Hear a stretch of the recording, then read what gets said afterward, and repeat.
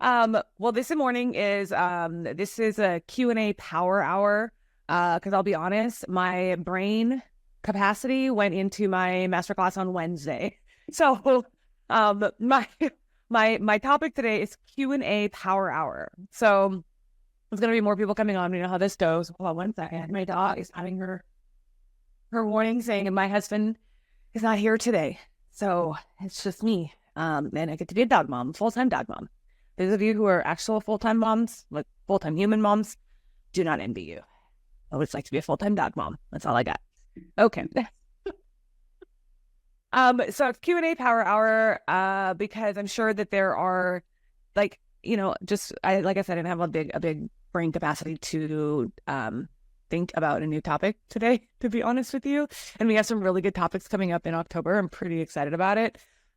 So I wanted to start this out with, who has any burning questions, whether it be from what's going on in your business, whether it be from something we learned on Wednesday, whether it be from just anything? Who's got some burning questions that we need to have answered? My brain is here.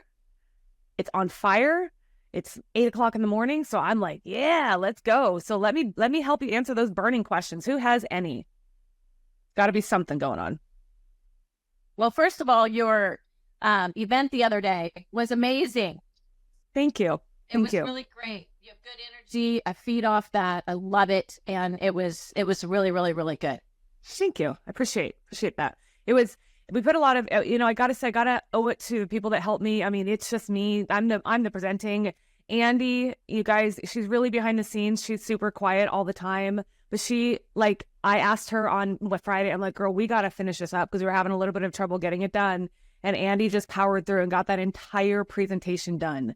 So we got to hand it to her, because if it weren't for her, I don't know that the presentation would have gone off the way it did. So thank you, Andy, for that. That was a big, big, big thank you to you for that. So, okay, good morning, everybody. We have more people coming in. We're doing a burning questions. I'm answering burning questions today. It is an AMA day. Ask me anything. Rima said I didn't get the replay. No, you're right. I have not sent it out yet. We had some edits we had to do to it. We'll send it out. Don't worry. You'll get it. Yeah. So you'll get it. Don't worry. Okay. AMA. Anybody got any questions? Burning questions? You're on my call on Julie. Thank you. Love it. I'm gonna be like an auctioneer up here. So Lynea, I love the presentation on Wednesday. So thank you so much for sharing that knowledge. And my burning question is, where should I start? I'm doing the business planning now for next year. Mm-hmm. I would reach my goal for this year. Maybe it was lower than what I expected, but my events really went well. I'm right now stuck at how to take the business to the next level. Where should I start? And industries shifting, changing. Everybody's like, oh, you want to double up your business again? Like this year I almost doubled. Nice work. Good job. Yeah. That's awesome. And this is my third year. So now next year is fourth year. So now the referrals coming back. So putting the systems in place. So what should be my next step? So I would make sure that you're super, super, super clear. Super clear. Like, I mean, as clear as you've ever been as anything on exactly who you serve. If you're not down, I'm ready. If you think you got it down, that's not the right answer. The think is not the right answer. So if you think you have it down, you're not clear enough. You need to know exactly who you serve. So that's what I would say, is get really clear. Like, you need to know, like, you need to wake up in the morning and be like, I am serving this person today, and I'm saying no to everybody else. Because the more you can do that, the more it becomes like your business just becomes your business. Because with you are right, with the market shifting, with all of these things going on, a bunch of people are going to get into the business right now, and they're going to be the ones who are going to have that long-term success, because they're not going to be the ones who are running around like chickens with their heads cut off, because they can't. Like, we who got in the business in the last few years, guess what? We got in when it was hot. Okay. So we kind of got a weird taste to what real estate is actually like. Yeah. So if you are just now getting to the business, I think this is probably these people they're going to be way ahead of us if you don't get really clear about who you serve, because they're coming in and they're already like, okay, well, gotta know who I serve. Because the other thing that I just kind of wanted to bring to light is like attraction-based marketing has been kind of like, I would say, no offense to any redheads, but the redheaded stepchild for a while. Okay. The attraction-based marketing has kind of been that, like, it's kind of been the underground sort of marketing, right? And now with the last few years, like there's been so much more coming, like so many more people and influencers coming out about attraction-based marketing that like the better you can get at it, that's going to help you move, because it's becoming more mainstream now, I would say. I mean, even in me, I got in the business in 2018 and it wasn't as big then. It was like video was just kind of becoming a thing, right? It's just weird because I'm like, I was doing video like my first day. Like I remember the very first video I did, I was like so stone-faced. I'm like, hi, I'm Lynea Carver. I'm a real estate agent here in Seattle, Tacoma, Washington. That I was so stone-faced. Okay. And so I would say like the more clear you can get on exactly who you serve and know the second you wake up in the morning that that's the only person you're going to serve, that's just going to help you're going to start attracting that into your life and you're going to triple your business. No problem. Got it. Okay. Yeah. I think good question. And thanks for asking that one. It's a good question. Suna says, do you recommend EDDM? I do, as long as you're doing it and targeting the right person. So any marketing strategy will work.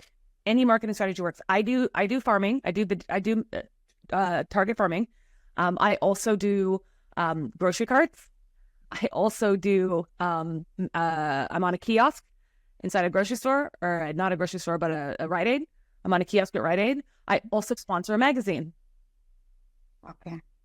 Okay. So all of those things work. Now, here's the deal about all of those things. If you're not clear about who you're serving, you're just going to start bringing in, or if you don't have a way to automatically capture those. And like the thing about like putting yourself on a grocery cart, for example, this is like people like make fun of me. Like all the like agents are like, yeah, you don't get business from grocery carts. I'm like, no, what you do is you brand yourself. The other day I went in to get an MRI and she was like, where do I know your face from? Yeah.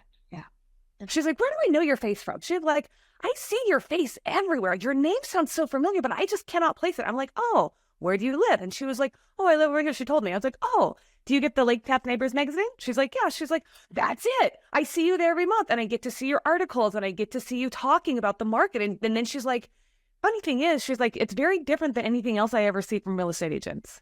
And so I think you have to like remember that stuff does work. It's a long-term game. So if you want to do print marketing for business today, Yeah. I don't know if someone's been in this business longer than me and print marketing works today, you just tell me I'm wrong, but I don't think it works today. Yeah. I never did EDDM, so thought of introducing. So that's what I'm thinking. Yeah. I think like, if it's something you want to do for long-term business, Okay, got it. I think, yeah, it's great. I mean, the reason I like it today is because stuff like that happens. Like, I don't have to be like in the beginning, I was like, okay, let me give my business card to everybody.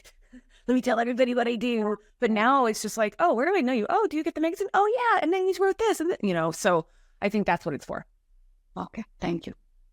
If you could only read 2 books for 1 year, one fiction and one nonfiction, what would they be? Oh, Alex. Okay, so one nonfiction would definitely be The Road Less Stupid. Okay. Or I just finished one that I loved. It's called Change Your Paradigm, Change Your Life. Thanks to Nina. She recommended that one to me. If you guys haven't read that one, it's phenomenal. And I would say that one I would listen to because it's kind of written in like interview form. So I don't know that I can actually read it, but I can listen to that one a million times and I'm probably going to listen to it again. I just finished it this morning. I'm going to probably listen to it right away again. So much I took from that one. Oh, fiction. Okay, that's a hard one. That is so hard. Like I finished one this year that was really good. It was called Raven Stole the Moon, and it's about I like supernatural books about supernatural. I'm very intrigued by them. And it's a book about an Alaskan mythical supernatural creature who it's like an otter person. And so they kidnap you and they take you into the river and they turn you into an otter. And so the whole story is about these otter people. And it's just a fascinating book. And he just does it so well. And the author Debbie says they exist. I don't know. I'm not from Alaska. Debbie might know. But the otter, so the author who wrote Raven Stole the Moon actually also wrote my other favorite fiction book ever called The Art of Racing in the Rain. It's a book about a dog. Book made me cry, and I was stupid, and I watched the movie to that book on the way home from Vegas. Okay. I have a Garth Stein story. I love Garth Stein. Okay, what's the story? So he used to coach a friend of mine in my book club used to coach her son's soccer team. And when we read Art of Racing in the Rain for our book club, he called in to our book club and did Q&A with us about the book. I love it. I love it. He seems really cool. Like, and the other thing I like about him is like his writing style is very diverse. Like he doesn't stick to one genre, because like The Art of Racing in the Rain is a very different genre than Raven Stole the Moon. But his writing style, he's just such a good author. And I'm just gonna put this out there, no offense to anybody, but I typically, like when it comes to when I read, I find myself nonfiction, I find myself liking books written by males. When I read fiction, I like books written by females. It's very interesting. I don't know why, but with Garth Stein, I love him. So it's like a fiction written by a male. And I was like, yeah, he's good, very diverse author. So there's that. Oh, Debbie said, I was kidding. Otter people don't exist to my knowledge. It's a thing. I can't remember what they're called. Like the otter people, though, I was fascinated. I literally went down a rabbit hole looking up otter people. Because I was like, is this a real thing? Because if there's a real creature out there that is an otter that takes you into the river and turns you into an otter person, like, and their souls live forever in this book. Their souls live forever. I was just like, anyway, it's an Alaskan legend. It's Alaskan mythology. So anyway, okay. Any other burning questions? That's what this is all about. Burning questions. Anything coming from Wednesday that you wanted to hear get answered? Anything we didn't cover? Anything you just have going on in your business? Or like Alex really needs to know what books I would read for 1 year? Anyone else? Burning questions. Will I be at EXPCon? Yes, I will be at EXPCon. Who here will be at EXPCon? I've got one. I know two people. Me, Molly. Molly's going to EXPCon. All right. Yeah. Okay. I'll be at EXPCon. So there's that. We got 3 people on this call going to EXPCon. Okay. I know that wasn't a burning question, but I just thought I would ask anyway. Anyone else? What burning questions do we have? What is not enough for me. I have something forming, but it's not quite formed yet. Just something forming, but it's not forming. That's fair. That's fair. So when you say 24 hours is not enough, what do you mean by that? Miss, I'm too much addicted to work actually. Like I have to this, I plan, I know planning everything, but still I feel, I'm so much into work. I want to get out of it. I'm in the industry from 18 years, 17, 18 years, I'm thinking enough, but I'm not coming out of it. So why are you addicted? I mean, we can go there if you want. I'd be happy to. Why are you addicted to work? Why I want to do the work? It's I just want to have a lot of money. Money is one thing. I donate a lot of money to everybody. I don't enjoy. I am like simple person. Whatever is fine. I don't want to, spend the money. But I am working to help other people. That's my motivation. Nothing else. Nothing else. That's all. Okay. I love it. I love it. So the thing is that, there's nothing wrong with loving what you do. I love what I do. I love selling houses. I love talking to people. I love helping people. I love it. Right. So it's actually part of who I am. Correct. Helping people and serving people is part of who I am. Where I think the addicted to work feeling comes from is when there's God, how do I say this? Because I'm a workaholic. Okay, it's by nature, right? I'm a workaholic by nature. Like I don't love to, but my brain is always on. Yes. So now I'm just yeah. So now I've shifted my work. So when I say I only like my real estate business, I only work in my real estate business probably 20 to 25 hours a week. Okay, but I am a person who has to be doing something. I have to be moving around. So there's other things that I find that bring that fulfillment. Right. So there's other things that I get to do. So for me, it's like, okay, Well, now if I don't really want to work anymore, like work today, I just go and I leave. Like Fridays is usually my day. I'm like, okay, 1:00, done. I don't want to talk to anybody after 1:00.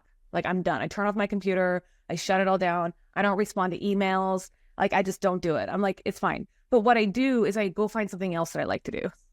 Like, and I think the hardest part is like, if you're only working, it's really hard to remember that there's more to you than simply real estate. Yeah. There's more to you. There's more. There's like, I also love, we all know this, you probably do by now. I love to read.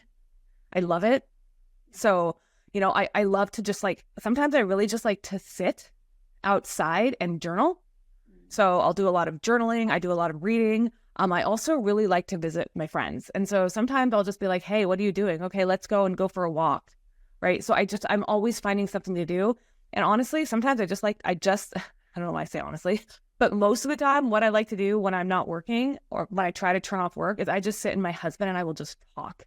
We just talk about everything. He's like my advisor. He's like my COO. Like he's behind the scenes really. It's the whole operation of how I run my business is really my husband's doing. Okay. He's a genius. He's an absolute genius. I'm like, I don't know where he came from, but real estate? No. He's huh? also? Is he? He's a real estate or? No, not at all. He wants nothing to do with real estate. He's a data scientist. Well, that's really the best way to describe him. Brain. Yeah. Okay. Yeah, he's very left brain, and I'm very right brain. So it's like it's a great mesh because the conversations are like, whoa. And so I bring a lot of creativity to his. He brings a lot of like logic to mine. But I think like there just comes a point where you just have to remember like work. There's more to life than real estate. Then, but I know. Yeah. But it's so rewarding. This is so rewarding. You do one sale and you get 15, 20K, give it to somebody, you know? It is. It is rewarding. It can still be rewarding in other ways. And that's like, it's hard because, you know, I have a my mom's been in real estate my whole life. I mean, my whole life. And I remember growing up and like when I was in school, I went to private school, so we didn't have buses. And I was the very last kid to be picked up every day. And sometimes I'm talking like 7:00 at night. So teachers were waiting for me because my mom was working. So for me, like it's ingrained in me that that's just what I know. Like that's what I grew up with. And my mom to this day, she's 72 years old and she still works all the time. Yeah. And so I'm going to say like, you know, I love her. She's amazing. She's really what drew me into this business. She mentored me. She trained me. But I will say there's a lot more to it than, you know. I got it, what you're telling. Yeah. Doing that. Yeah. Okay, super good. I'm glad you got it. Okay. But that's what they say, like, you know, they're also busy in their own way, but they want to be like me, they cannot. You know, yeah.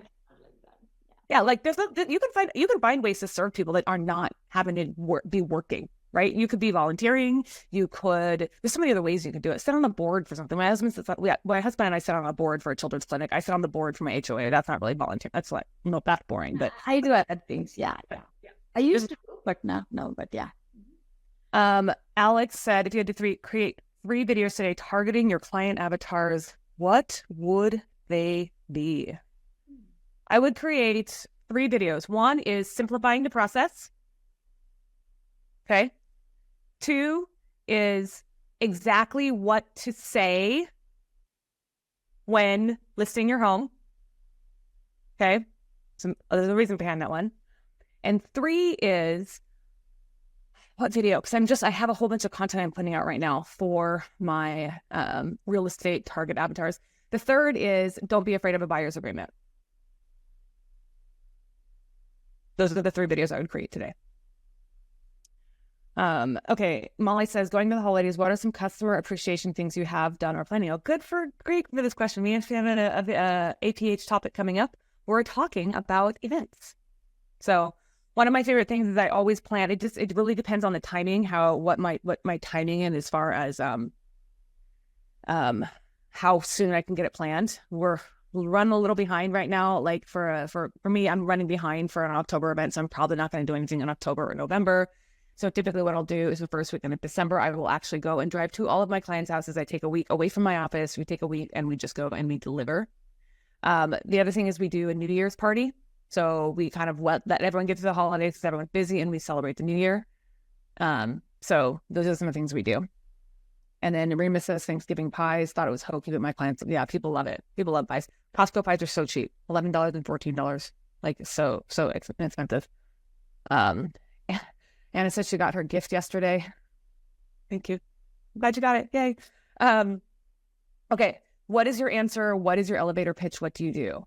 I help busy professionals in the Tacoma, Washington area seamlessly upgrade their lifestyle. That's what I do. Can you say that again? Sorry. I help busy professionals in the Tacoma, Washington area seamlessly upgrade their lifestyle. Because the thing is about your elevator pitch. I never mentioned anything about real estate or anything. Just upgrade life. Okay. Lifestyle. Upgrade your life. No. I can help you upgrade your life. And the cool thing is that now, with the agent side of my business, the awesome thing about my elevator pitch is that works for you too. Mm-hmm. Except for I take Tacoma, Washington out of it. Yeah. I help busy professionals upgrade their lifestyle. And the thing is, like, so what I really talk about when it comes to, talking to your target client is take the transaction out of it. Take the transaction out of it. Like we talk about, I serve first-time homebuyers. Okay, well, no, you don't serve first-time homebuyers. They just happen to be buying their first house. But that's not the only person you serve. So take the transaction out of it and talk to the person. So that's why I said I help busy professionals seamlessly upgrade their lifestyle. And then I said simplifying the process would be one of the videos I would create.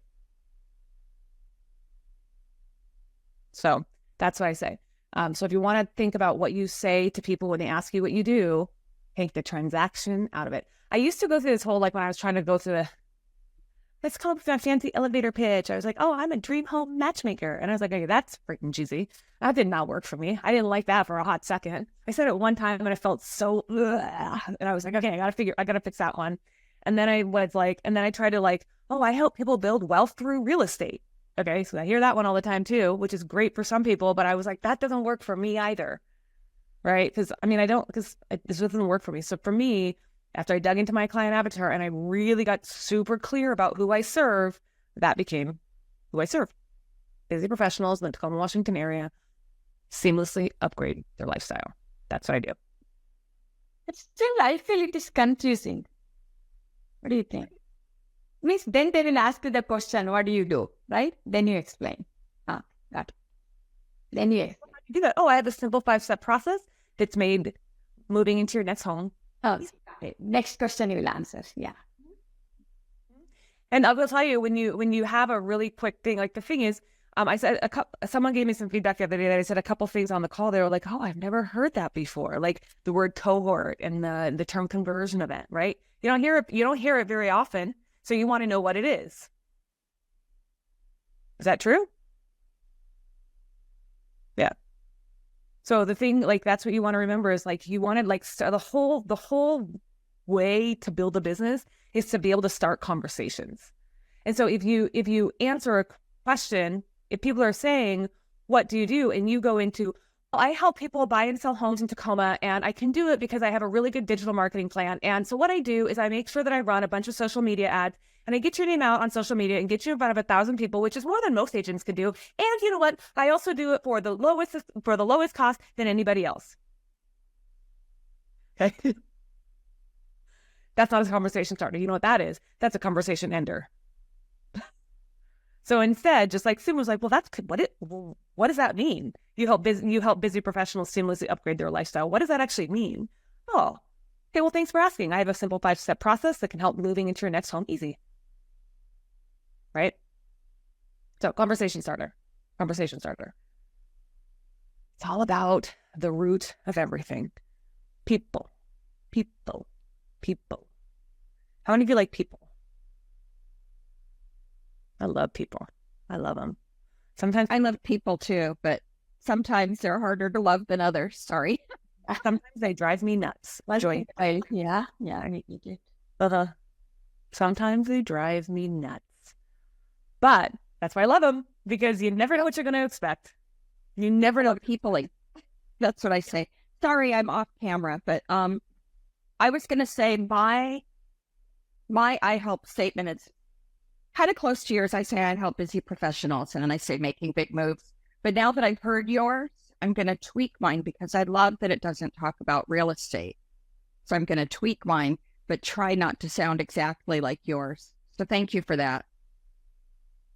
Love it. Love it. You're welcome. I'm sorry. Go ahead. I'm not raising my hand because I can't see anybody. So I'm so sorry. So I don't want to step on anybody, but if you call on me, I do have a question. So, while you're talking, why don't you go ahead? I'm going to answer Rima's question with a video. Okay. We have critters in our attic. So I've got somebody here this morning, like first thing. So I'm running around my house. Taken care of, Joy. Ugh. Ugh. I know, it's so gross. I don't know what they are. I think it's squirrels. But anyway, could you say more about clarifying the people we help by who they are? Like all the training I'd had before kept telling me, oh, you need this client avatar and it needs to fit in this box and they need to want this kind of home and everything. And I would rather my attraction marketing be based on personality trait, all the things you talked about in your masterclass. And if you could just talk about it more, that would be helpful. Thank you. Yeah. So I can talk about it a little bit. I mean, it's something I go really deep into with my coaching clients. I also, my EXP organization who were on my group call last week, that is what we talked about last week. I can give you a couple of tips about getting to know your client avatar. First of all, stop imagining who they are. Put a name to them. Put a real life name to them. No fictional, no like, get out of the, I don't care. Like I said, I don't care what kind of car they drive, right? Get out, like put a real life name to them.